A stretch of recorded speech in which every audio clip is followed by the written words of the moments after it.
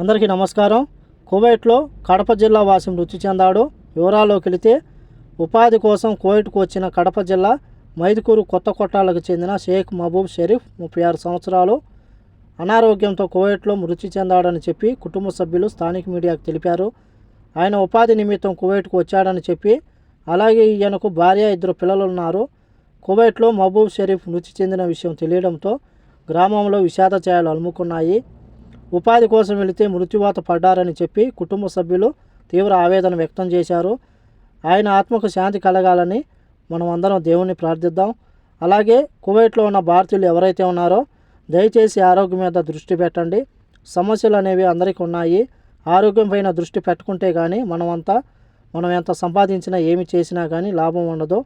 ప్రస్తుతం ఉన్న సమాజంలో ప్రస్తుతం ఉన్న పరిస్థితుల్లో ఆరోగ్యాన్ని చాలా జాగ్రత్తగా చూసుకోవాలి.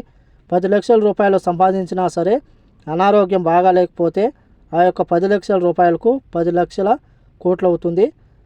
కాబట్టి కువైట్లో ఉన్న భారతీయులు ఎవరైతే ఉన్నారో మీకున్న సమస్యలను పదే ఆలోచించి ఆరోగ్యాన్ని పాడు చేసుకోవద్దు అని కోరుకుంటూ, ఈ వీడియో నచ్చితే లైక్ చేయండి, షేర్ చేయండి, సబ్స్క్రైబ్ చేసుకోండి. నెక్స్ట్ వీడియోలో మళ్ళీ కలుద్దాం. జై హింద్.